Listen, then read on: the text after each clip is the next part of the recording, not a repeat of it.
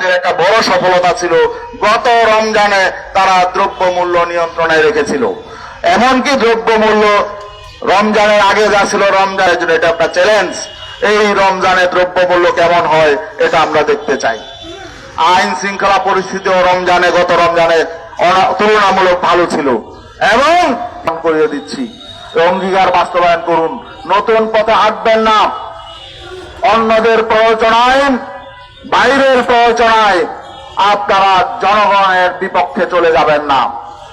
ইসলামী আন্দোলন বাংলাদেশ সব সময় দেশের পক্ষে, দেশের মানুষের পক্ষে, ইসলামের পক্ষে ছিল, আগামীতেও থাকবে ইনশাল্লাহ।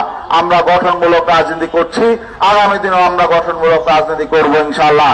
আর বিরোধী দল যারা আছে তাদেরকে আমরা বলবো, আপনারাও দায়িত্বশীল ভূমিকা পালন করুন।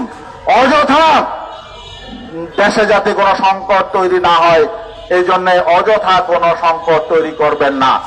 সরকারের যেখানে ব্যর্থতা সেখানে সমালোচনা করুন, সরকারকে সঠিক পথে চলার জন্য দায়িত্ব পালন করুন।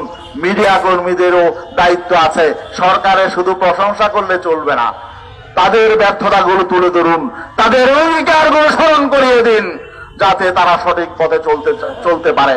আমরা চাই সরকার সঠিক পথে চলুক। সবাইকে ধন্যবাদ।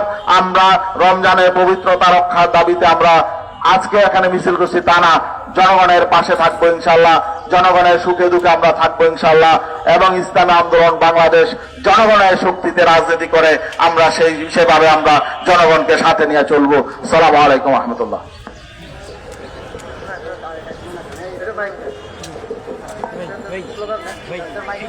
এক সেকেন্ড একটু ধরেন, এটা একটু খুলে এক সেকেন্ড।